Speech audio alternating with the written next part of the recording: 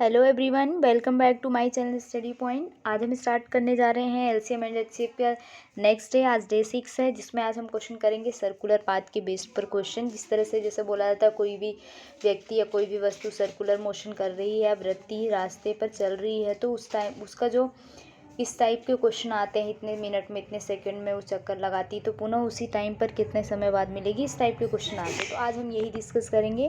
तो चलते हैं क्वेश्चन पे डायरेक्ट, टाइम वेस्ट ना करते हुए। तो पहला क्वेश्चन देखिए, आपको पहले कॉन्सेप्ट सीखना है। तो कॉन्सेप्ट क्या कहता है, यदि कोई व्यक्ति किसी वृत्ताकार पथ पर चलता है, यानी कि जब वो सर्कुलर मोशन में जा रहा है, गति कर रहा है, तो उसी रास्ते पर वो वापस कितनी देर में मिलेगा, वो टाइम बताना है। तो उसका फॉर्मूला होता है एक चक्कर में लगा समय, जो भी एक चक्कर में उसका समय लगेगा, मतलब जो आपको क्वेश्चन में दिया रहेगा उसका एलसीएम निकालना है। ठीक, तो क्वेश्चन कैसे रहेगा देखिए। एग्जाम्पल फर्स्ट आपको दिख रहा है, ABC एक वृत्ताकार रास्ते पर एक ही दिशा में, एक ही डायरेक्शन में दौड़ना शुरू करते हैं। ठीक, कोई भी व्यक्ति है या वस्तु मान लीजिए, वे एक चक्कर लगाने में 10 मिनट, 12 मिनट और 15 मिनट का समय लेते हैं। क्या टाइम लगता है उनको? 10 मिनट, 12 मिनट, 15 मिनट। तो आपको बताना है कितने समय बाद वो पुनः उसी स्थान पर वापस आ जाएंगे। तो मैंने क्या बताया, कॉन्सेप्ट देखिए, जितना भी आपको टाइम दिया रहेगा बस उसका एलसीएम निकाल लेना है। जिनको एलसीएम डायरेक्ट आता है वो डायरेक्ट निकाल लेंगे, इसका क्या हो जाएगा।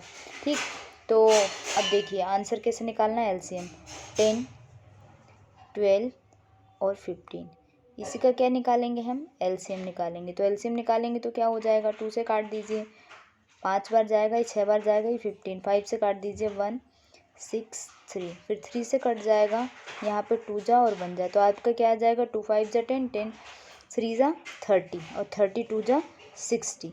ठीक, ये 60 मिनट, या तो आपको ऑप्शन में अगर 60 मिनट दिया है तो 60 मिनट, नहीं तो क्या लिखा होगा, 1 घंटे, क्योंकि आपको पता है कि 1 घंटे में 60 मिनट होते हैं। ठीक, आई होप क्वेश्चन आपको समझ आ गया। नेक्स्ट कॉन्सेप्ट क्या बोलता है कि यदि रास्ते की लंबाई और चाल दिया हो आपको, यानी कि जिस पाथ पर कोई व्यक्ति चल रहा है, अगर आपको क्वेश्चन में उसकी स्पीड, उसकी लेंथ दी हुई है, तो पुनः उसी स्थान पर मिलने के लिए टाइम पूछ रहे हैं, जैसे इस वाले क्वेश्चन में पूछा, लेकिन यहाँ पर कोई स्पीड, कोई लेंथ नहीं दी गई। लेकिन इस कॉन्सेप्ट में क्या होगा, आपको स्पीड या लेंथ दी जाएगी, तब आपका जो आंसर होगा, परिधि या रास्ते की लंबाई जो भी आपको दी रहेगी वो, और अपॉन में क्या आ जाएगा, जो चाल होगा उसका क्या निकाल लेंगे, एचसीएफ। आपको स्पीड दी रहेगी, इतनी इतनी स्पीड से वो चल रहे हैं। तो क्वेश्चन कैसे रहता है इस पर देखिए, एक वृत्ताकार रास्ते की लंबाई 3 है। 3 क्या है, 3 किलोमीटर है। 3 किलोमीटर कर लीजिएगा, यहाँ पर क्या आ जाएगा, 3 किलोमीटर। ठीक,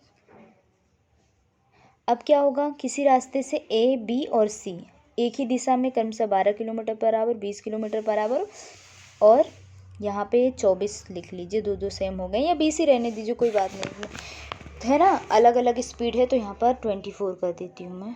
ये इसकी जगह क्या आ जाएगा, 24 किलोमीटर पर आवर। 30 कर लीजिए, जो भी क्वेश्चन में अलग अलग होंगे नंबर्स। तो आपको बताना है कि इसी चाल से अगर वो दौड़ते हैं ना, आपको स्पीड दे दी गई, तो पुनः उसी स्थान पर वापस कब मिलेंगे, फॉर्मूला अभी बताया। परिधि या रास्ते की लंबाई दी वो, अपॉन में क्या आ जाएगा, चाल का एचसीएफ। तो सबसे पहले हम क्या निकाल लेंगे, एचसीएफ। एचसीएफ किसका निकालेंगे, जो आपको दिया है, 12, 20, 24, ये डायरेक्ट भी कर सकते हैं। एचसीएफ क्या होता है, हाईएस्ट कॉमन फैक्टर। ऐसा कौन सा नंबर है जो इन तीनों को डिवाइड करेगा, आपको पता है, एक ही नंबर है, 4। 3 बार, 5 बार और 6 बार, वैसे भी ये अलग अलग नंबर आने से पेयर क्या बनेगा, 4, यानी एचसीएफ 4 आया। तो आंसर क्या होगा, अभी फॉर्मूला बताया आपको, फॉर्मूला क्या है, रास्ते की लंबाई, यानी लंबाई आपको कितनी दी हुई है, 3 किलोमीटर, तो 3 अपॉन में ये देखिए 3 लिखा हुआ है, और अपॉन में क्या आ जाएगा, एचसीएफ, जो हमने एचसीएफ लिया, तो एचसीएफ कितना है, 4, क्योंकि ये किस में है, किलोमीटर के साथ आवर चलता है, लेकिन ये जो आपका टाइम दिया हुआ है किलोमीटर पर आवर, तो इंटू, अगर आपको मिनट में निकालना है तो आप क्या कर देंगे, 60 का इंटू, तो 4 से 15, और ये कितना आ जाएगा, 45 मिनट। ठीक, नेक्स्ट क्वेश्चन,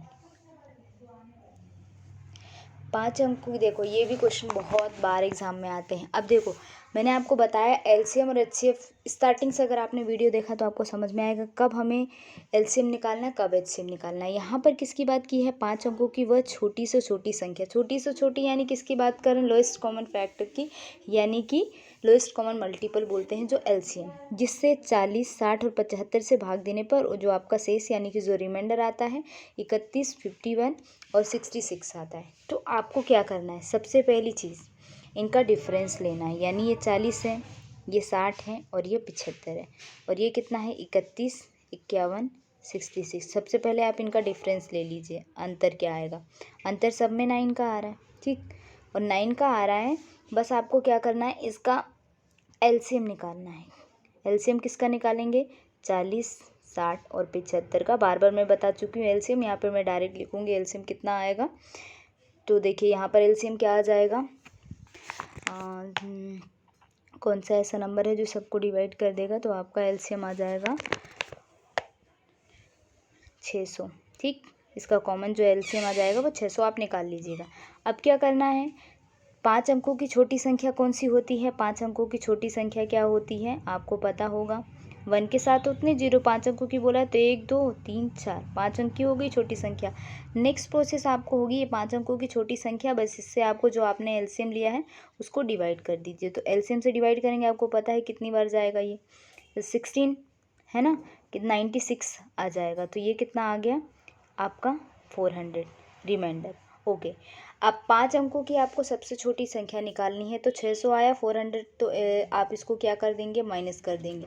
ये 600 कहाँ से आए, ये आपका एलसीएम था, 400 यहाँ पे रिमाइंडर, इसको माइनस करेंगे 200, तो बस आपका आंसर आ जाएगा। 5 अंकों की छोटी संख्या निकालनी है, तो 5 अंकों की जो छोटी संख्या होगी, 5 अंकों की छोटी संख्या, 5 अंकों की छोटी संख्या अभी बताई, 1 के साथ 4 0, ये 5 अंकों की छोटी संख्या है। लेकिन आपको बताना है 5 अंकों की छोटी से छोटी कौन सी संख्या होगी, तो ये +200, और जो हमने माइनस जो डिफरेंस निकाला था उसको माइनस कर देंगे, तो आपका आंसर क्या आ जाएगा 10191, ये आपका क्या आ जाएगा आंसर।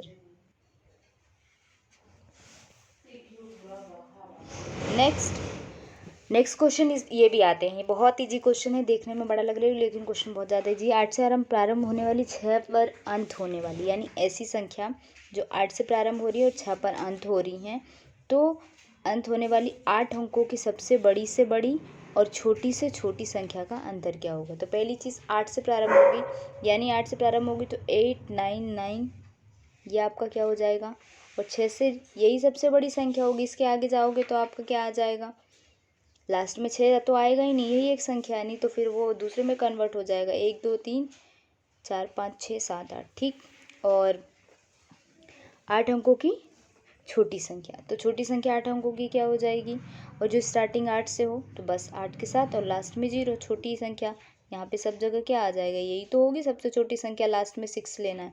देखो क्वेश्चन में क्या बोला, 8 अंकों की सबसे बड़ी से बड़ी और छोटी से छोटी, लेकिन कंडीशन क्या है, 8 से प्रारंभ हो और 6 पर ख़त्म हो, तो बड़ी से बड़ी संख्या यही बनेगी, इसके अलावा तो कोई संख्या बनेगी नहीं, छोटी से छोटी, बस इनका अंतर निकालना है, तो इनका अंतर निकाल लीजिए, 0, ये 9, ये 9, ये 9, ये 9, ये 9, ये 9, ये 0 हो जाएगा, ये आपका क्या हो जाएगा आंसर। बहुत इजी क्वेश्चन है, कभी कभी हम घबरा जाते हैं इन टाइप के क्वेश्चन में, लेकिन आपको घबराना नहीं, बहुत सिंपल क्वेश्चन है। नेक्स्ट, दो संख्याओं का एचसीएफ आपको दिया हुआ है 27, कितना दिया हुआ है 27, और उनका एलसीएम शेष के दो गुणनखंड 13 व 14 हैं, तो आपको सबसे बड़ी संख्या बतानी है।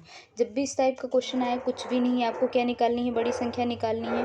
और ये आपको क्या दिया हुआ है, 13 व 14 दो गुणनखंड दिए हैं, बस कुछ नहीं करना, आप बड़ी वाली संख्या से मल्टीप्लाई, क्योंकि बड़ी अगर दोनों संख्या निकालनी होगी, दोनों का मल्टीप्लाई कर दोगे, किससे, एचसीएफ से, तो आपका आंसर क्या आ जाएगा 378, क्योंकि बड़ी संख्या पूछी इसलिए।